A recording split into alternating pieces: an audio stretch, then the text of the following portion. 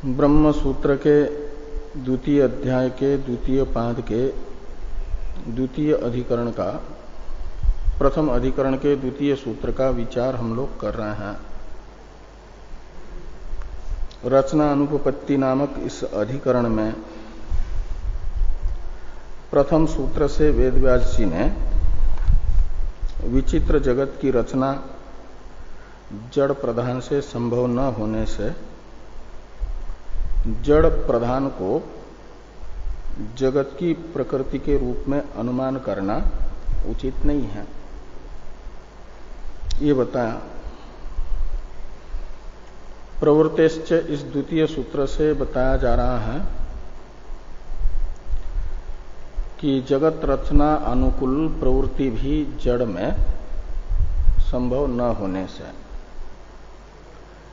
जड़ प्रकृतिकत्व का अनुमान अनुचित है। केवल जड़ में प्रवृत्ति लोक में नहीं देखी गई,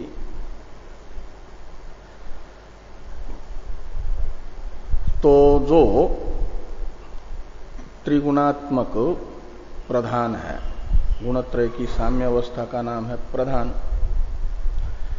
और साम्यावस्था से प्रच्युति रूप प्रवृत्ति प्रधान में स्वतः सिद्ध नहीं हो पाएगी चेतन की प्रेरणा के बिना। और जब तक गुणत्रय का वैषम्य नहीं होगा तब तक जगत की रचना भी संभव नहीं हो पाएगी।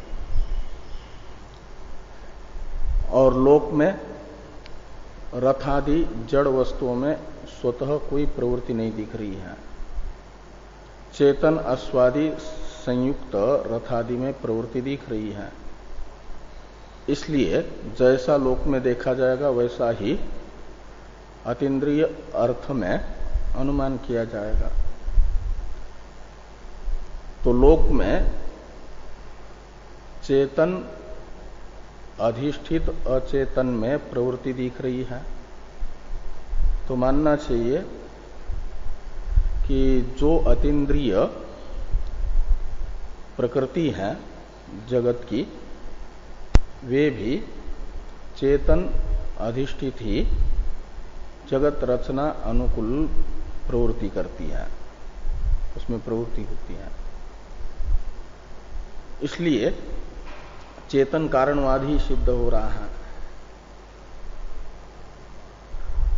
तो सांख्यों ने ये कहा कि इतना तो मान लिया कि अचेतन में प्रवृत्ति नहीं दिख रही है, तो केवल चेतन में भी तो प्रवृत्ति नहीं दिखती है,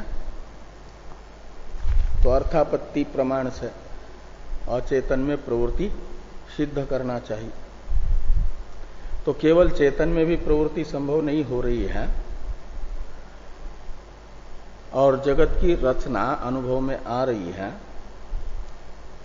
रचना अनुकूल प्रवृत्ति के बिना रचना संभव भी नहीं है।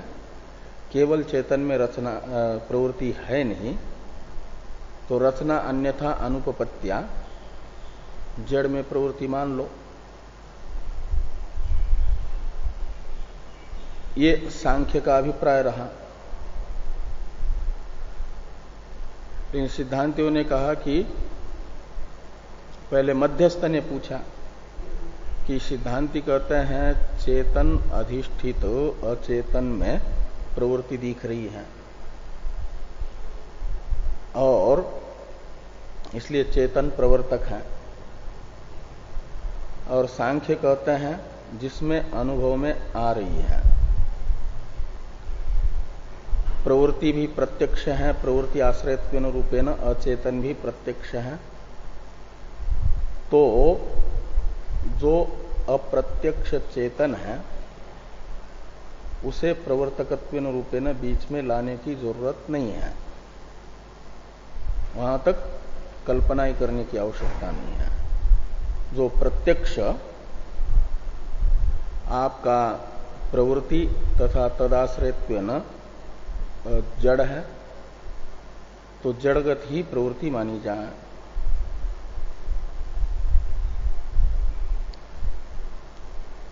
और ये जो जड़ को क्या नाम चेतन की तो सिद्धि कैसे होगी फिर चेतन को आत्मा को अप्रत्यक्ष मानने पर?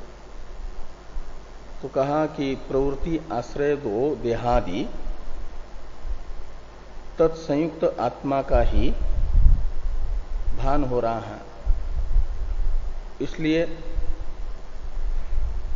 प्राणादि मत्व हेतु को लेकर के जीवित शरीर में प्रवृत्ति दिख रही है तो प्राणादि मत्व हेतु से अनुमेय आत्मा होगा चेतन, और वो भी केवल उसका अस्तित्व मात्र निश्चित होगा।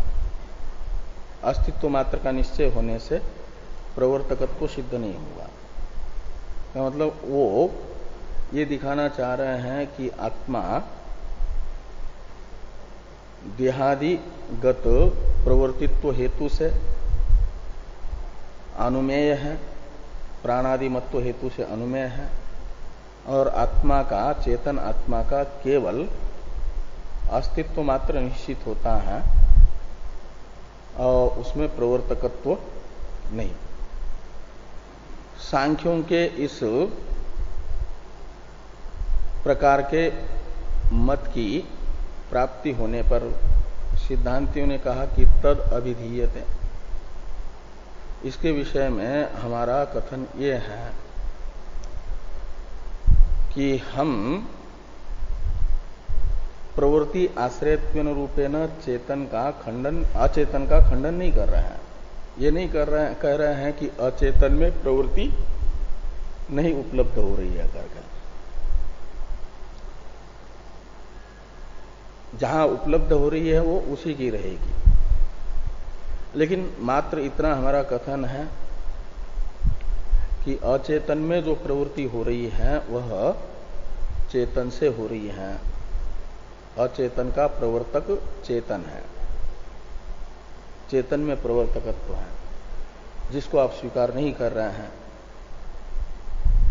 उसके लिए हमारा आग्रह है।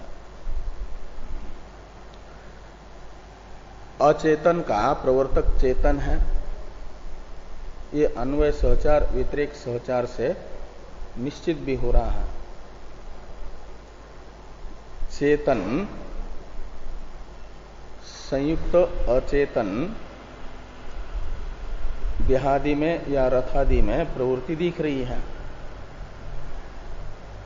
और जब चेतन प्रवर्तक न हो तो चेतन से असंयुक्त रथादि में प्रवृत्ति भी नहीं होती है। इसलिए चेतन सत्वे अचेतने प्रवृत्ति सत्वम चेतना भावे अचेतने प्रवृत्तिया भाव रूप अन्वय सहचार व्यतिरेक सहचार ये बता रहा है कि अचेतनगत प्रवृत्ति चेतन से हो रही है, चेतन प्रवर्तक है। और इसके लिए उदाहरण भी बताया कि काष्ठादि में दाह और प्रकाश प्रतीयमान होने पर भी, और जिसमें केवल अग्नि में दाहकत्व और प्रकाश प्रतीत भी नहीं होता, लेकिन वो है अग्नि के ही संपर्क से काष्ठादि में होने के कारण अग्नि से प्रवर्तित अग्नि निमित्तक माना जाता है। केवल विद्युत में भले ही प्रकाश या क्रिया न हो, लेकिन बिना विद्युत के बल्ब या पंखा आदि में कोई क्रिया भी नहीं हो पाती। इसलिए जिसके रहने से हो रही है वह पंखादि में होने वाली प्रवृत्ति का निमित्त है, इसे प्रवर्तक कहा जाता है विद्युत को। ऐसे विद्युत स्थानीय है चेतन, और बल्ब और पंखा आदि स्थानीय है अचेतन। तो चेतन प्रवर्तित अचेतन में प्रवृत्ति है, इस बात को यहां तक बताया कि तत्संयोगे दर्शनात् तद वियोगे च अदर्शनात् तद्वत्। अब लौकायतिका नाम अपि चेतन एव देहो अचेतना नाम रथादीनाम प्रवर्तको दृष्ट इत्यादि जो भाष्य वाक्य है, चेतन प्रवर्तक होता है, ये सिद्धांत है। चेतन में प्रवर्तकत्व रूप सिद्धांत के समर्थन में सिद्धांती चार वाक्यों को भी उपस्थित कर रहे हैं। लौका, इसका अवतरण है टीका में, लौकायतिका नाम अपि का रथादि प्रवृत्तौ अस्वादि चेतनस्य अन्वय व्यतिरेको स्फुटौ ताभ्याम चेतनस्य प्रवर्तकत्वम बाह्यानाम अपि सम्मतम इत्याह लौकायतिकानाम अपि इति। कहते रथादि प्रवृत्तौ अस्वादि चेतनस्य अन्वय व्यतिरेको स्फुटौ। रथादि की प्रवृत्ति में अन्वय सहचार व्यतिरेक सहचार से अस्वादि चेतनों का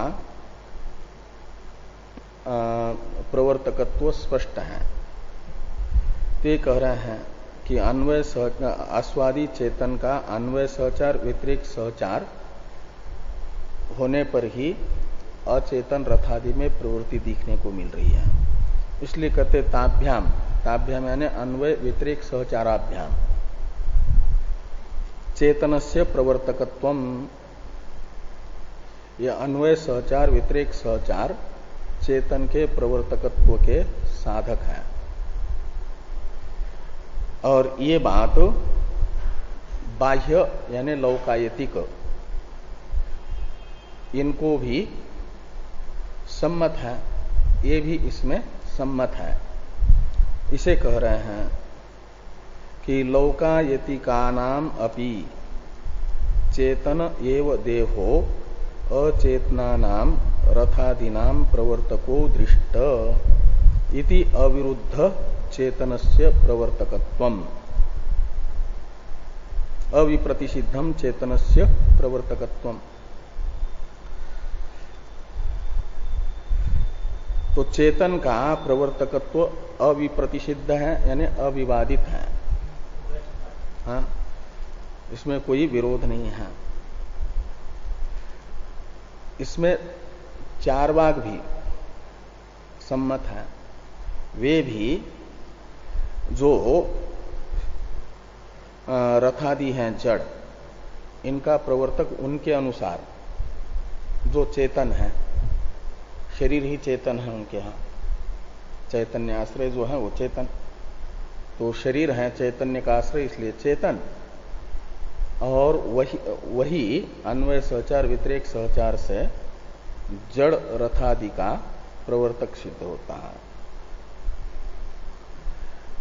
इसलिए चेतन एव देहो अचेतनानाम रथादीनाम प्रवर्तक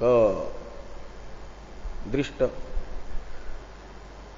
बाकी वो चेतन कौन है इसके विषय में तो सिद्धांती और चार वाक्य में विवाद है, लेकिन चेतन प्रवर्तक है अचेतन का, इस विषय में चार वाक भी सहमत है। इतने अंश में उनकी सहमति बताई जा रही है। उनकी समझ के अनुसार जो चेतन है वही अचेतनों का प्रवर्तक बन रहा है। इसलिए चेतन का प्रवर्तकत्व अविवादित है, अविप्रतिषिद्ध है अर्थ।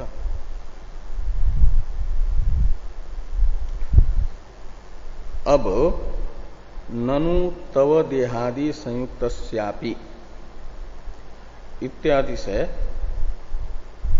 दूसरे एक व्याप्ति का आधार लेकर के सिद्धांति के सामने उपस्थित होते हैं। यह प्रवर्तक, वो व्याप्ति बताई जा रही है जो शंका करने के लिए सामने आ रहे हैं, वे जिस व्याप्ति को आधार बना करके वेदांती पर आक्षेप करने के लिए आ रहे हैं, उस व्याप्ति को टीकाकार बता रहे हैं। यह प्रवर्तक स स्वयं प्रवृत्तिमान आस्वादिवत इति व्याप्तेः आत्मनि व्यापकाभावात् न प्रवर्तकत्वम् इति कश्चित् शंकते ननु इति।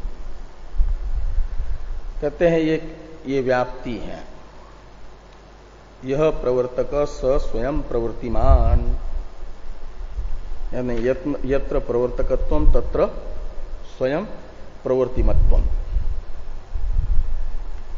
जैसे उदाहरण है अश्व और आदि शब्द से कुलालादि को लीजिए, अश्व कुलालादि, इनमें दोनों हैं। तो ये कहते हैं कि यह प्रवर्तक स्वयं प्रवृत्तिमान आस्वादिवत, ये एक व्याप्ति हुई, उदाहरण भी मिल गया सपक्ष। आस्वादि में स्वयं प्रवृत्ति भी दिखती है।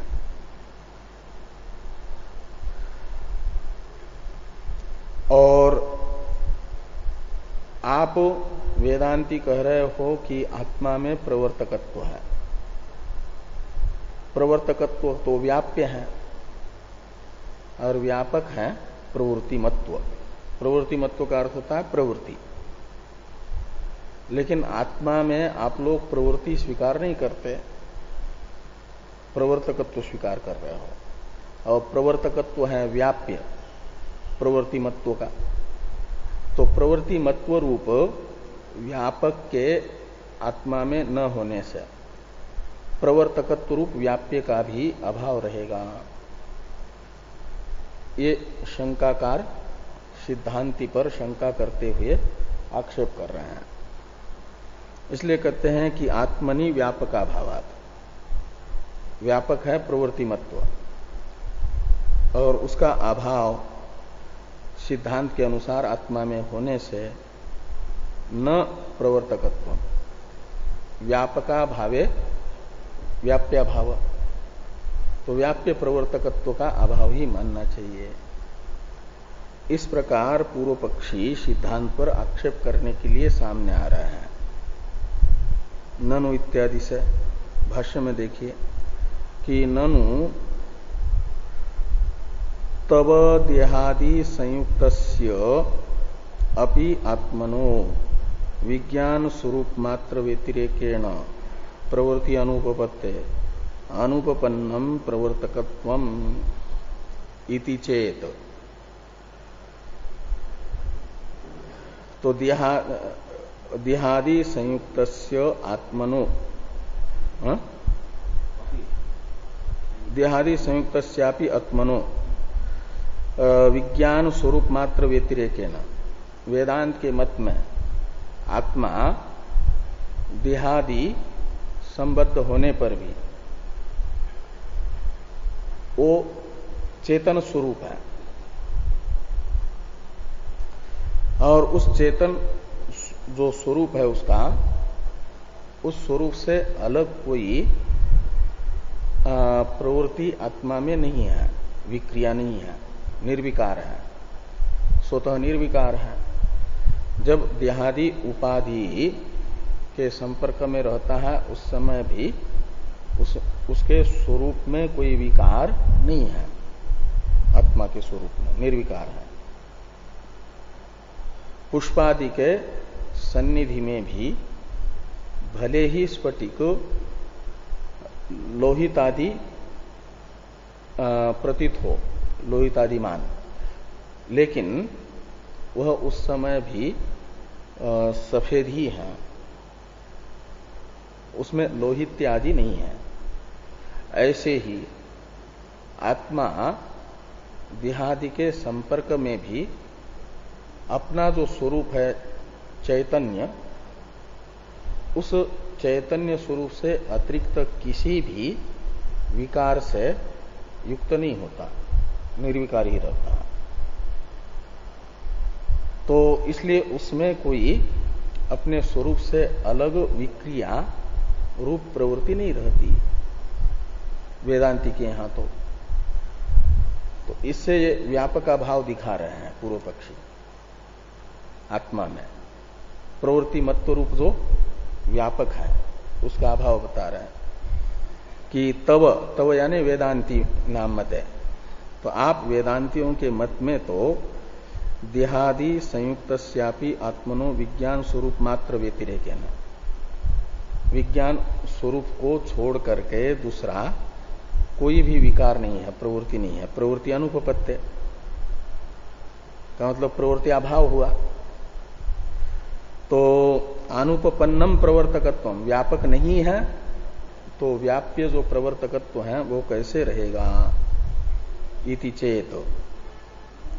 ऐसी यदि कोई शंका करता है, आक्षेप करता है वेदांती ने आत्मा में जो प्रवर्तकत्व माना है चेतन में, उस पर यदि पूर्व पक्षी इस प्रकार आक्षेपक बन करके सामने आते हैं यदि,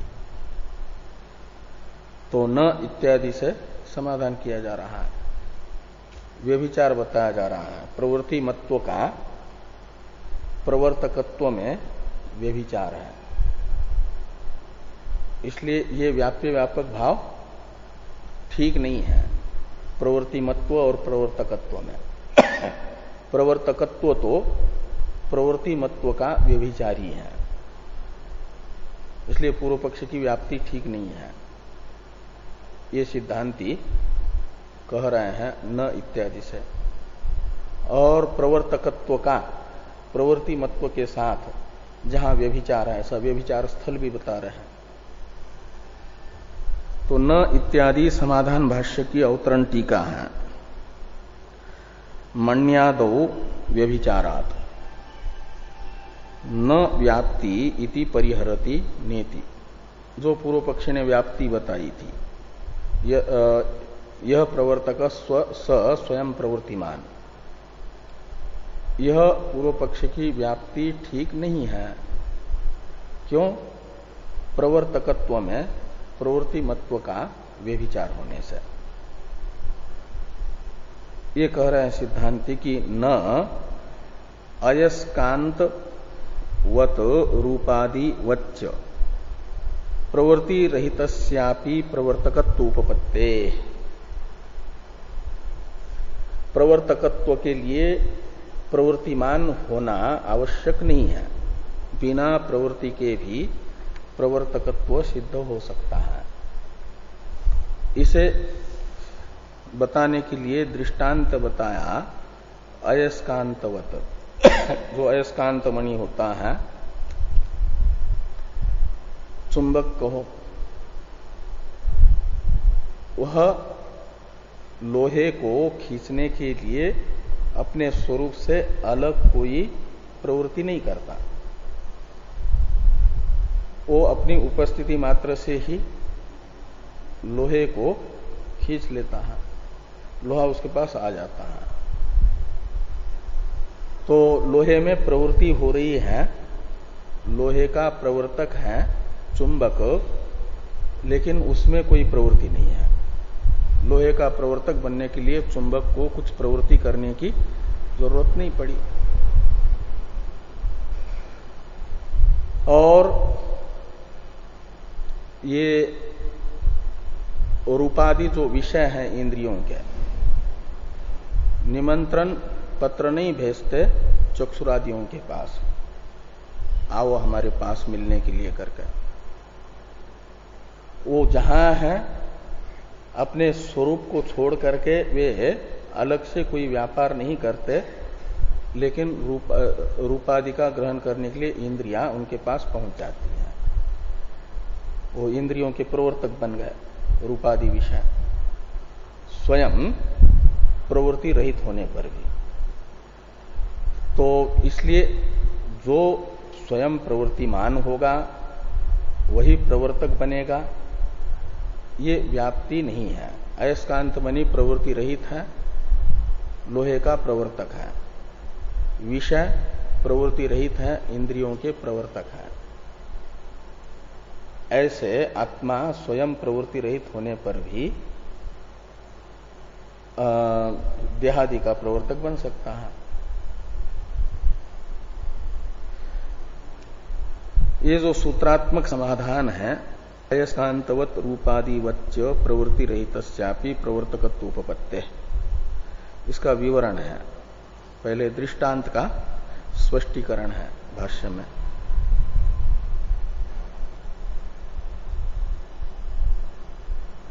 यथा अयस्कांतो मणि स्वयं प्रवृत्ति रहितोपि अयसः प्रवर्तको भवति, यथा वा रूपादयो विषया स्वयं प्रवृत्ति रहिता अपि चक्षुरादीनां प्रवर्तका भवन्ति। ये दृष्टांत में प्रवृत्ति राहित्य होने पर भी प्रवर्तकत्व दिखाया। ऐसे ही दार्ष्टान्त में बता रहे हैं। दृष्टांत वाक्य तो स्पष्ट ही था। एवं प्रवृत्ति रहितोपि ईश्वर, दृष्टांत के तरह ही, यानी अयस्कांतमणि या आपका रूपादि विषय के तरह, एवं का अर्थ निकलेगा। ईश्वर प्रवृत्ति रहितोपि, प्रवृत्ति रहित होने पर भी प्रवर्तक हो सकता है।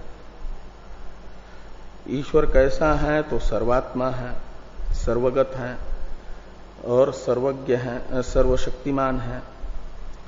ये इन सब विशेषताओं से संपन्न ईश्वर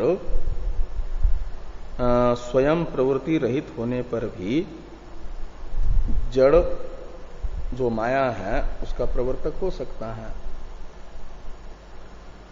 तो सर्वशक्तिश्च सन सर्वम प्रवर्तयेत, सबका प्रवर्तक बन जाएगा, क्षेत्र मात्र का। इति उपपन्नम, इसलिए स्वयं प्रवृत्ति रहित में भी प्रवर्तकत्व की कोई अनुपपत्ति नहीं है। अब फिर प्रकारांतर से ईश्वर में प्रवर्तकत्व की अनुपपत्ति की आशंका की जा रही है। एक प्रकार से चेतन के प्रवर्तकत्व पर आक्षेप करके समाधान कर दिया गया। प्रवृत्ति रहित जो होगा वो प्रवर्तक नहीं बन पाएगा, ये जो आक्षेप था इसका निराकरण हुआ। अब प्रकारांतर से चेतन परमात्मा के प्रवर्तकत्व पर आक्षेप किया जा रहा है। अनेकों प्रकार से चेतन परमात्मा के प्रवर्तकत्व का आक्षेप किया जाएगा और समाधान किया जाएगा तो अविवादित, आक्षेप रहित चेतन का प्रवर्तकत्व होगा। और यही इस अधिकरण में मुख्य रूप से बताना है। रचना अनुपपत्ति अधिकरण चेतन के प्रवर्तकत्व को दिखाने के लिए है और इसलिए उस पर अनेकों जितने प्रकार से आक्षेप संभव है चेतन के प्रवर्तकत्व पर, वो सब करके निराकरण किया जा रहा है।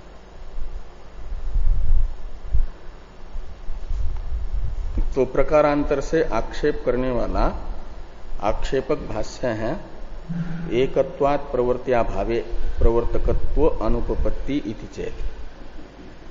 इस आक्षेप भाष्य की अवतरण टीका है।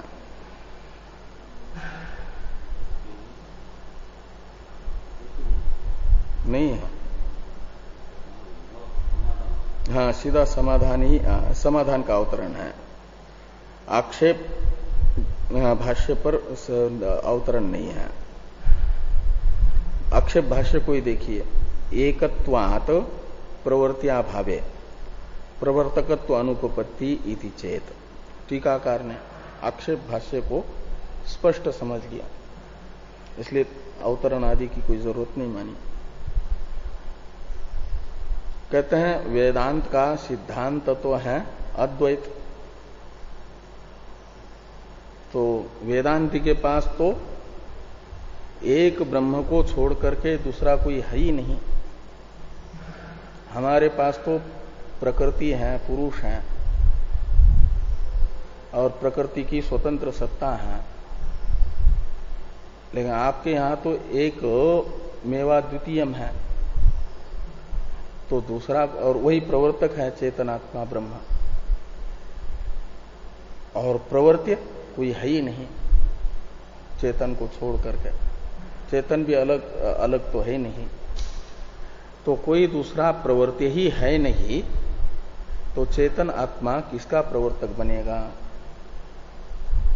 तो प्रवर्त्य के अभाव के कारण आत्मा में प्रवर्तकत्व वेदांति के यहां अनुपपन्न है।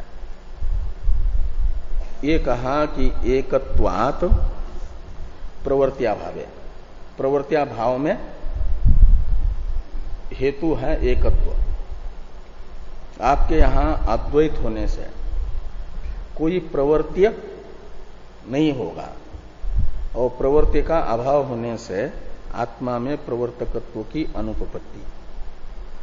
ऐसा यदि आत्मा के प्रवर्तकत्व पर आक्षेप करने वाले कहना चाहेंगे तो न इत्यादि से इस आक्षेप का भी समाधान हो रहा है। प्रवर्त्याभावात् प्रवर्तकत्व अनुपपत्ति भी नहीं कह सकते। न इत्यादि की अवतरण टीका है। वस्तुतः एकत्वेपि कल्पितम द्वैतम प्रवर्त्यम अस्ति इत्याह न अविद्येति। कहते हैं वस्तुतः एकत्वेपि, वस्तुतः यानी परमार्थतः वेदांत मत में एक ब्रह्म ही है, दूसरा कोई है ही नहीं। इसलिए परमार्थतः अद्वैत होने पर भी कल्पित द्वैत है, और कल्पित द्वैत वह प्रवर्त्य हो जाएगा, और उस कल्पित द्वैत रूपी प्रवर्त्य के रहने से संबंध बन जाएगा। तो कल्पितम द्वैतम प्रवर्त्यम अस्ति, इसलिए प्रवर्तकत्व सिद्ध हो जाएगा। इस अभिप्राय से ये समाधान किया जा रहा है कि न यानी प्रवर्त्याभाव होने से प्रवर्तकत्व का अभाव नहीं कर सकते। न का अर्थ है अविद्या प्रत्युपस्थापित नाम रूप माया आवेश वशे न असकृत प्रत्युक्तत्वात्। तो ये कह रहे हैं कि अविद्या से प्रत्युपस्थापित जो नाम रूप वो माइक है, और इस माइक द्वैत को लेकर, अविद्यक द्वैत को लेकर के इस प्रश्न का उत्तर एक बार दो बार नहीं, असकृत यानी कई बार हम दे चुके हैं। इस आक्षेप का निराकरण कर चुके हैं। कल्पित द्वैत को लेकर के ये प्रवृत्तियां भाव रूप आक्षेप नहीं कर सकते, प्रवृत्ति नहीं है ये नहीं बता सकते। असकृत प्रत्युक्तत्वात्, ये इस आक्षेप का तो प्रत्याख्यान कई बार हो चुका है। ये कहा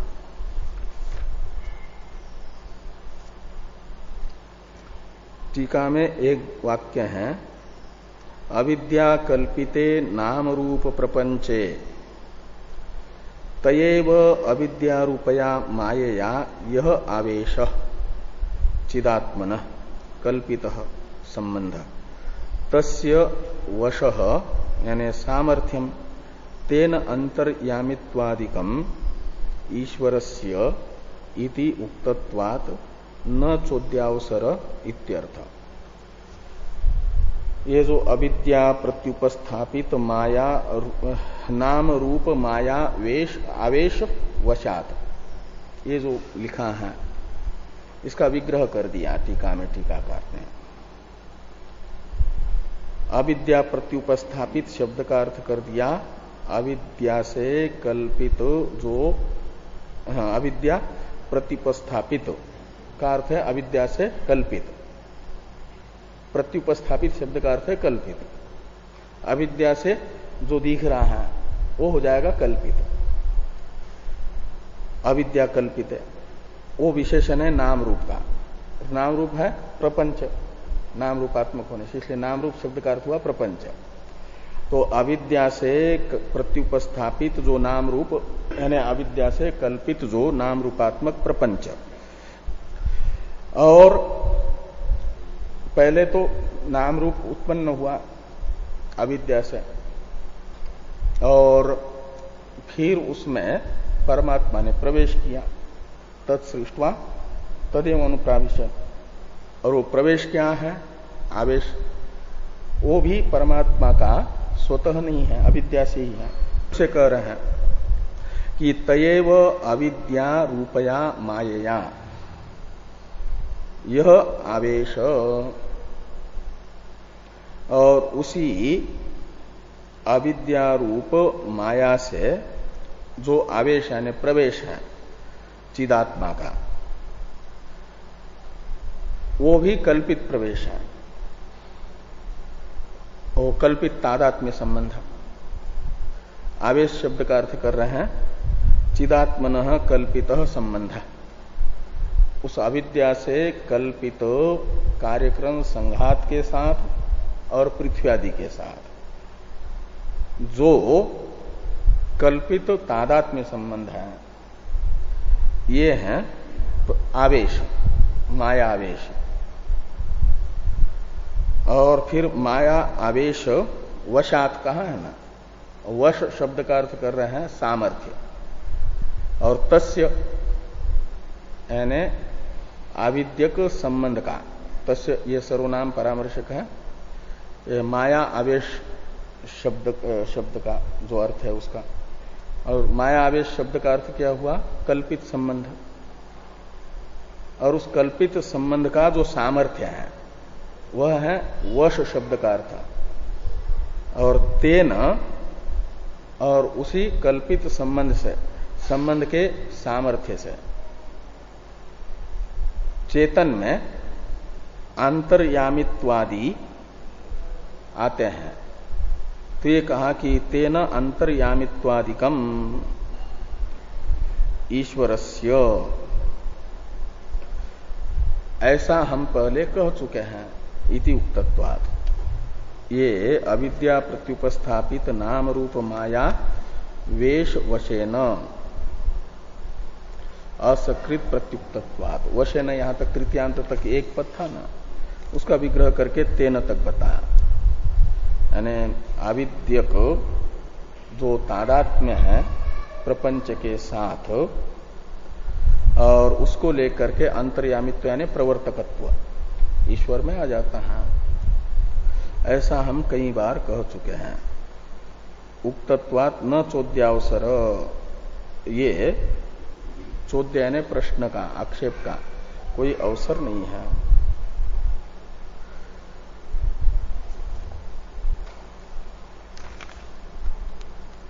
एक उपसंहार वाक्य है टीका भाष्य में, तस्मात् संभवती प्रवृत्ति सर्वज्ञ कारणत्वे न तो अचेतन कारणत्वे। चेतन में प्रवर्तकत्व अविवादित होने से, तस्मात् का अर्थ है चेतनस्य प्रवर्तकत्व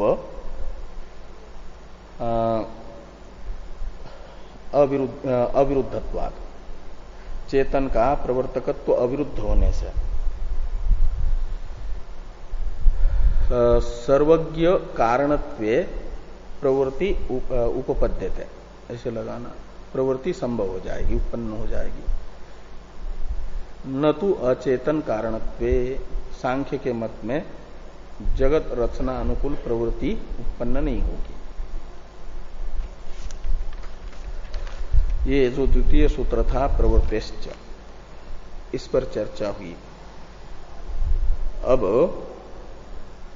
तृतीय सूत्र आ रहा है, इस पर चर्चा करते हैं हम लोग। प्रकारांतर से पूर्व पक्षी अचेतन के प्रवृत्ति की उपपत्ति की शंका कर रहे हैं, उसका समाधान सिद्धांति करेंगे। हैं? कल अष्टमी है। हाँ, तो कल अनध्याय रहेगा, परसों करेंगे।